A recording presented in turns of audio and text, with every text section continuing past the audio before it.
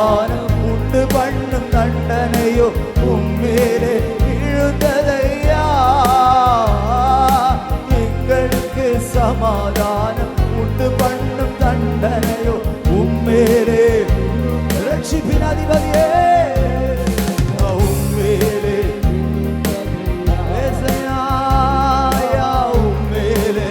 முழு பலத்தோட கை தட்டி நீர் நல்லவர் சர்வ வல்லவர், நீர் நல்லவர் சர்வ.